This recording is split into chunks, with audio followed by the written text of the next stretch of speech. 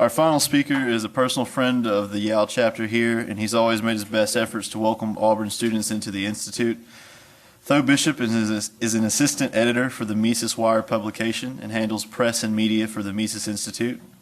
He is an authority on the intricacies of today's political landscape and a voice of reason in weaponized discourse. Here today to speak about what American people can do for themselves to end the war on drugs, Mr. Tho Bishop.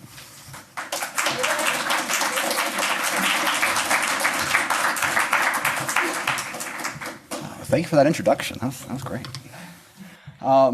So I'm batting cleanup here today, and luckily we've had a lot of doom and gloom, how government is literally evil in its approach to drugs. Luckily, I get to talk about the more optimistic side. The history of prohibition, especially the politics of it, is something that has always been kind of near and dear to my heart.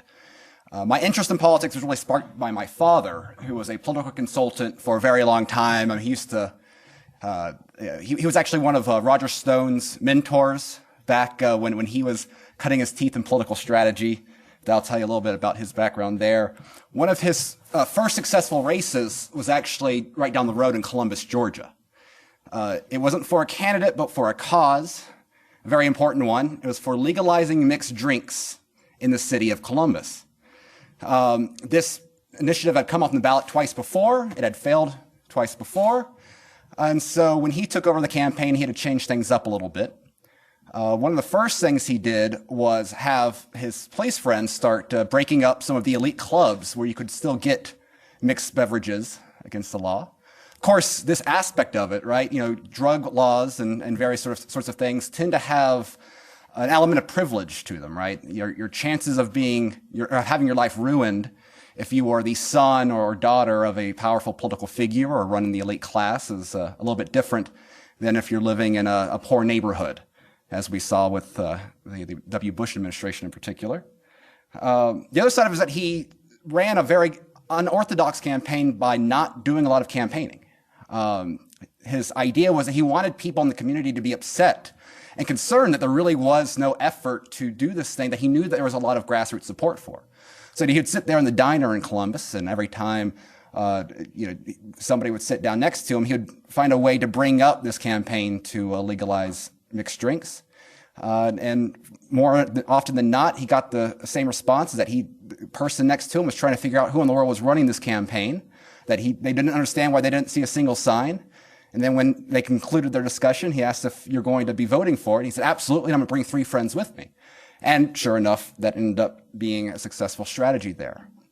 The topic of drug nullification, I think, also has an important connection to kind of the larger strategic view of the Mises Institute. One of the things that we stress is that our best chance for liberty is through political decentralization.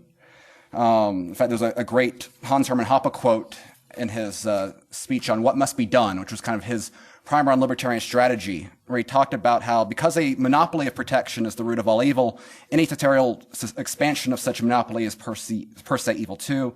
In turn, every attempt at political decentralization must be supported. So again, it doesn't matter your views on drugs, it doesn't matter, or these social issues. What's important is breaking up political monopoly and to allow to allow for greater experimentation and bringing political power to the people as much as possible in that regard. And I think it's also interesting when you think about kind of this grassroots, state-by-state approach to drug legalization that we are seeing now and compare it to what we're seeing with the FDA as a whole. Whereas in spite of the fact that there's this growing celebration of your recognition of some of the medical changes and the use of marijuana and the way that things like vaping have changed behaviors for cigarette smoke. The FDA, instead of recognizing this changing science and perhaps liberalizing their positions on it, are now trying to crack down on vaping and creating new sort of public health crises. So in spite of the fact that we have this well-documented failure of prohibition, that does not stop bureaucrats in Washington from continuing the same failed policies of the past. What's also remarkable is how dramatic this change in the public views on marijuana legalization have changed over time. If you look back at Gallup polling, the views on legalization for almost 30 years was about flat, somewhere between 24 and 30% as late as 2000. In fact, there was a little upward tick in the 70s where it almost reached that 30% mark, then went back down and stayed that way. Since 2000, it dramatically has gone upwards, where it's now close to 70% of all Americans are in favor of recreational marijuana, of legalization entirely. So where do we stand right now? Well, right now we have 10 states that have full recreational marijuana laws in the books. We have an additional 23 that have full medical marijuana laws. We have another 14 that including Alabama, that have a low THC, usually a Charlotte's Web sort of strain that's legalized within the state. We have one state that has made no grounds on legalization efforts, but did decriminalize. It was actually Nebraska, which was the first state to do so. And yet, so in this case, decriminalization is you get a $300 fine and no jail time. All right, but they were the first state to eliminate jail penalties in the 70s. And then we still have 2 states that have taken no efforts at all, but still 2 out of 50, or 51 if you include Washington, D.C., which is in that measure, is much better than it used to be. So the purpose of this talk is to not only talk a little bit about the act of nullifying drug laws, but also, some of the advantages and disadvantages of this approach, right? Because we're still not, because we still have states with regulatory oversight of the federal government, there are downsides to this. We've seen this particularly play out in like the banking industries, right? Where you had a lot of marijuana dispensaries in this very weird, very dangerous legal dynamic where they could not access orthodox banking services. That led to a lot of people dealing with large amounts of cash, which carried with it its own risks. And then also how this approach applies to other issues that are important to libertarians. Because again, I think understanding why we've had the success in the war on drugs that we've had of late is important to understanding how we can make liberty win. I'm trying to stay on brand for you. To begin with, I think is an interesting point of clarification here. When we talk about nullification in this sense, it's a little bit different than sort of the way nullification was originally applied, right? We've talked about the, most history classes, right? We learn about the Virginia and Kentucky resolutions of Jefferson and Madison. Of course, the approach there was not only the states objecting to a federal law they saw as unjust, but then actually working to fight against it. And to remove from the books. This also came up with the South Carolina tariff nullification crisis of the 1830s with South Carolina, where they're actually able to get tariffs lowered by their actions. Instead, this is kind of a little more narrower. The idea is taking advantage of what is known as the non-commandeering doctrine, right, where the federal government still has the law in the books. The federal government still has the ability to enforce it in their own right. But the states are saying that they will not use their own resources to enforce this law. And of course, when it comes to drug enforcement, I think it's like 99 out of 100 drug arrests are done at the state level, right? So this is a very effective means at stopping people from being arrested for consumption of a plant or doing what they want with their own bodies. But it doesn't clear up all of the hurdles that exist with the larger federal laws. With the political discourse we have today, the term sanctuary state or sanctuary city has come up a lot, typically within the context of immigration. This is essentially what we're talking about with drug nullification. The idea is that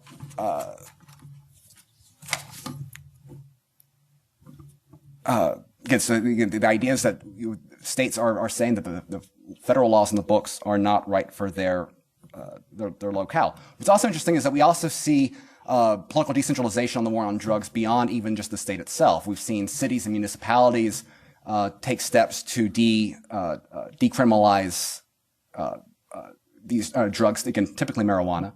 And so that, again, furthered political decentralization, rejection of the federal statutes, and sometimes even the state statutes.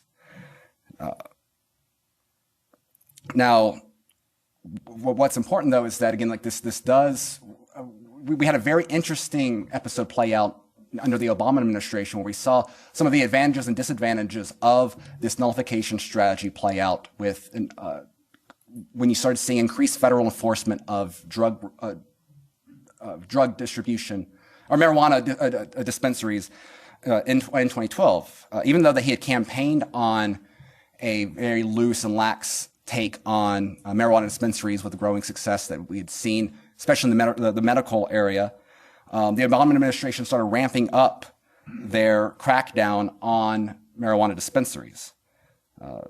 Basically, regardless of his promise that if you liked your state marijuana law, you could keep it, he instead doubled down, which is a particularly big portrayal considering the president at the time was a former member of the Choom Gang. During the course of Obama's first term as president, his administration spent nearly $300 million on marijuana enforcement in states where medical cannabis had already been legalized. Between 1996 and 2013, the federal government conducted 528 raids on dispensaries in such states. During Obama's first term as president, his administration specifically saw 270 raids on these dispensaries. And during 2009, 2013, the Obama administration actually spent $100 million more on cracking down on legal dispensaries than George W. Bush did during his tenure. Now, thankfully, we saw a stop to this in 2014. And this is when Congress actually started utilizing the power of the purse to defund these crackdowns. In fact, this was such an effective measure that it continued several years after, where even when Jeff Sessions became Attorney General, who certainly was no fan of marijuana and would have been right there at home with some of Chris Calton's stories about the drug czars of the past, he was basically had his hands tied because of what Congress had done. Now, in spite of the fact that, again, in this specific instance, Congress actually does deserve some kudos, it's important to point out that they were very much a lagging indicator here. This happened in 2014. We had seen this escalation of crackdowns in 2012. And yet by 2012, we'd already seen that 64% of Americans were against the federal government getting involved with marijuana enforcement at state level. And this included 90% of people that favored marijuana legalization in general. Even at this time, 2012, 60% of Americans favored marijuana legalization outright. There's an old saying that politics is downstream from culture. Well, even beyond that, federal politics is always downstream from state politics.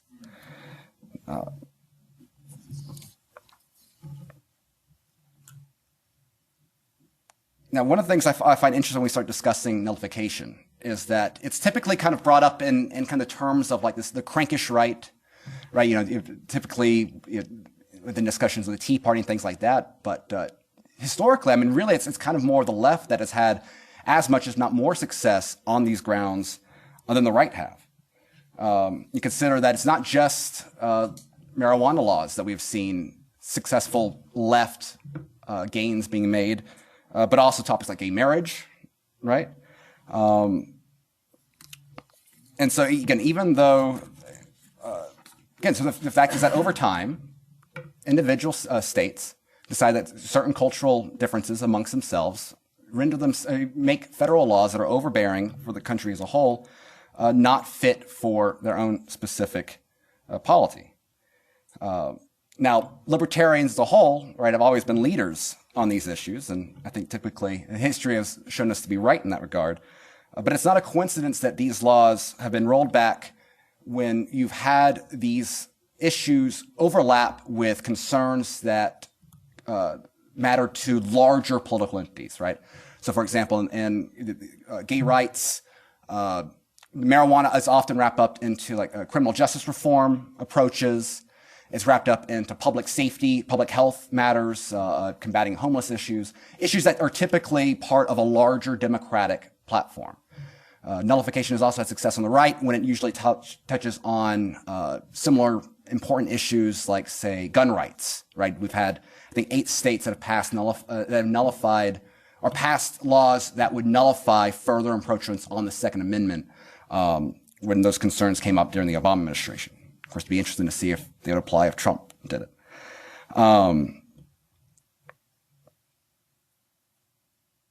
And so what we saw is that for the most part, the history of rolling back drug laws have been in blue states. And does anyone know actually the first state that decriminalized marijuana, besides Chris? It's actually Oregon in 1973.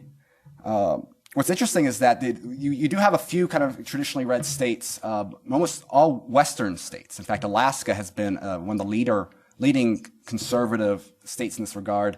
And in fact, they had an Alaska state Alaskan Supreme Court actually found that the right to privacy that exists within the Alaskan state constitution defended the carrying of small amounts of marijuana during a 1974 lawsuit. So again, this was kind of far ahead of the times in that regard. The push for medical marijuana, which moved it again just from eliminating the issues that came with criminal jail time enforcement and actually start creating legalized markets for these products, happened in 1996 with the Proposition 216. It was followed shortly thereafter with Oregon and Washington and Alaska in 1998, Maine in 1999. What's interesting as well is that during this entire process, these moves for drug legalization have come from a genuine grassroots level, where they were pushed through referendums rather than through state legislative action. The first time a state legislature actually acted on this was in Hawaii in 2000. What's also noteworthy in this regard is that within these states, high endorsements by political opinion makers often didn't have a great deal of effect. If there's some interesting stuff about the campaign in 2012, where a lot of where you had kind of the who's who list of Colorado politicians on the wrong, going against the public opinion on the outright legalization. You had such a genuine populist groundswell of support for the issue that those endorsements really made little difference. And it cruised for like a 64% success rate. And part of that was actually appealing to people that did not normally participate in elections, right? People that typically felt that their vote didn't matter. This was part of the larger Obama strategy of reaching out to atypical voters. So they were able to ride some of the coattails there. Again, this was an issue just that drove political behavior in a way that was a little bit different than typical party politics, which I think is key for any sort of larger nullification effort.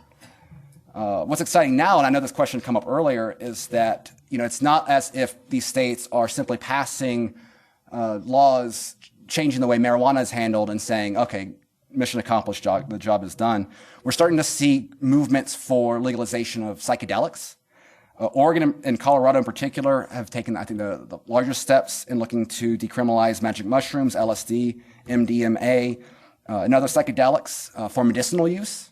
And this has been on the coattails of a lot of very interesting medical research that's been done of late, looking at how psychedelics can help with mental illness, deal with mental trauma, other aspects like that. So again, you're actually seeing real, when you actually have the ability for scientists to do real non-politicized science on these drugs, there are actual medical benefits that for the longest time have been ignored, and is actually leading to new discussions on how we should treat these things legally.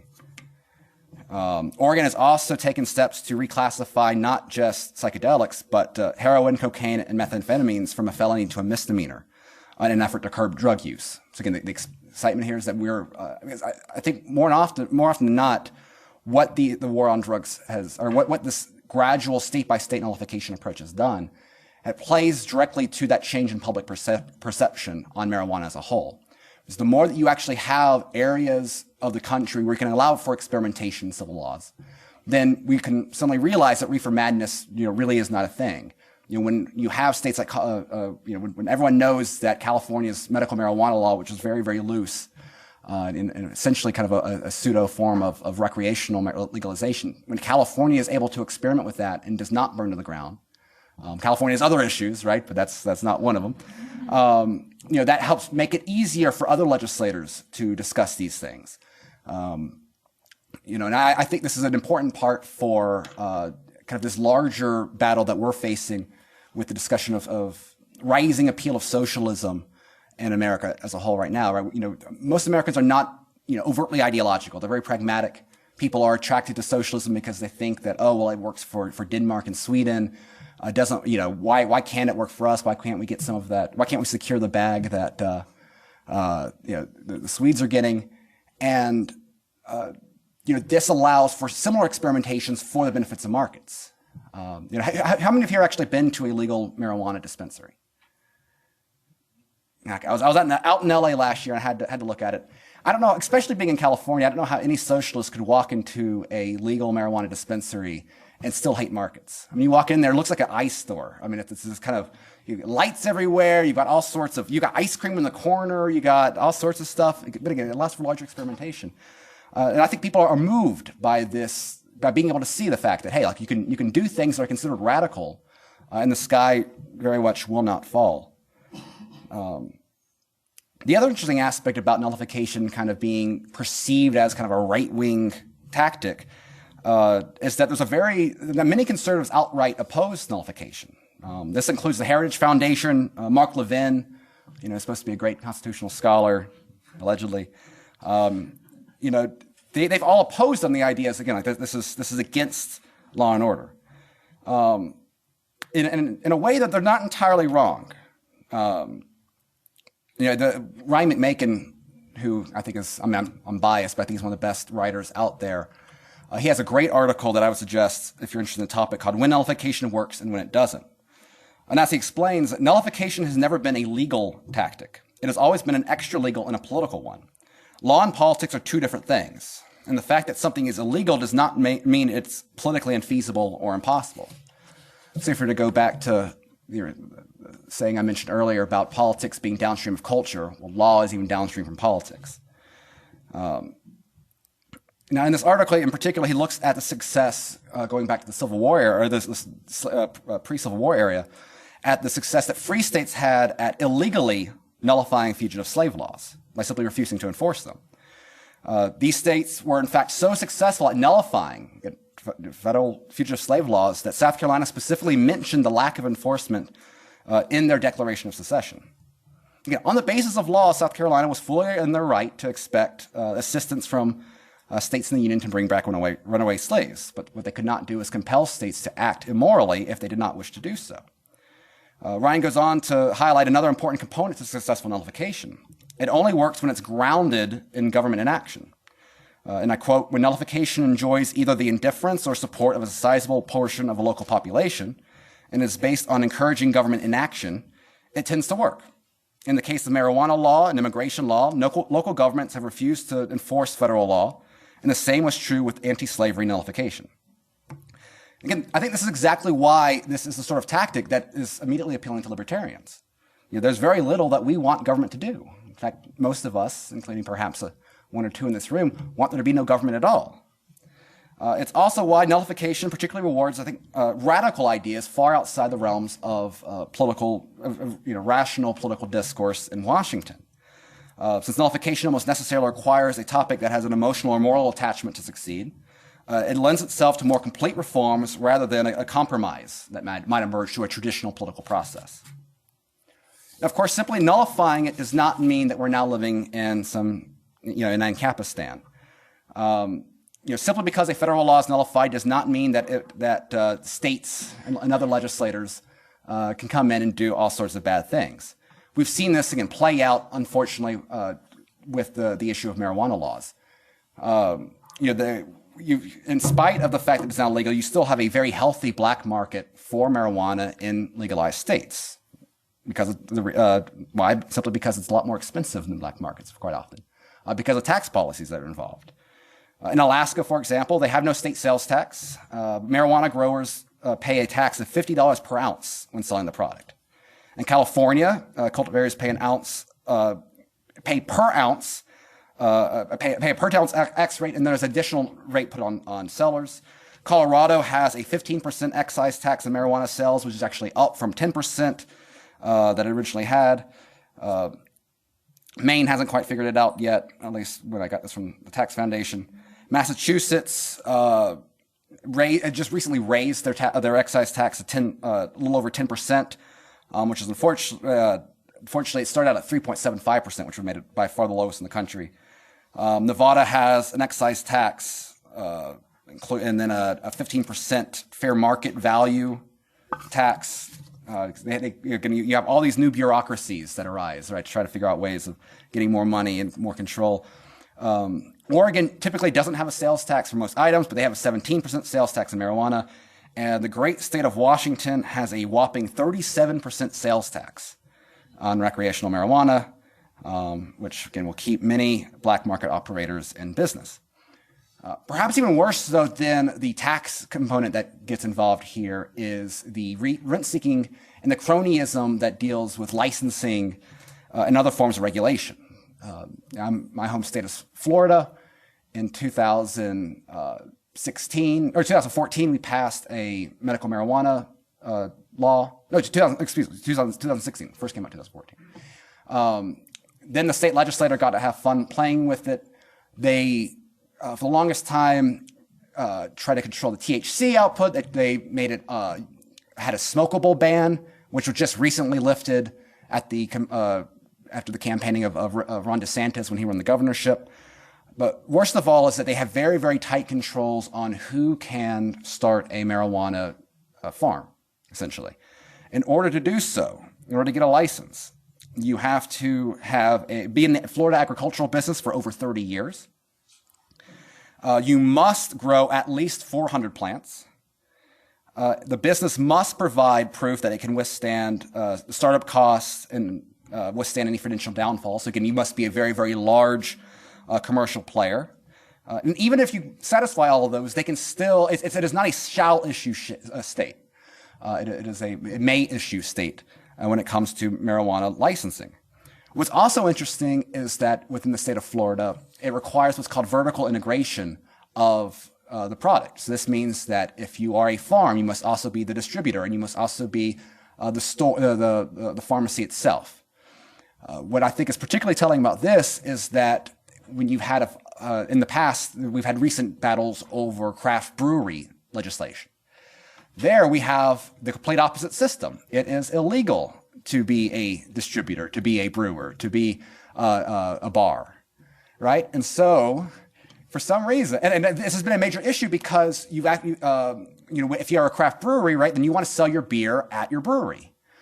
For the longest time, the craft breweries in Florida were able to take advantage of a loophole that was carved out for Busch Gardens, right? So all of a sudden, Anheuser-Busch and their people decide, they don't like this Busch Gardens loophole because this is allowed for all sorts of competition in Tampa.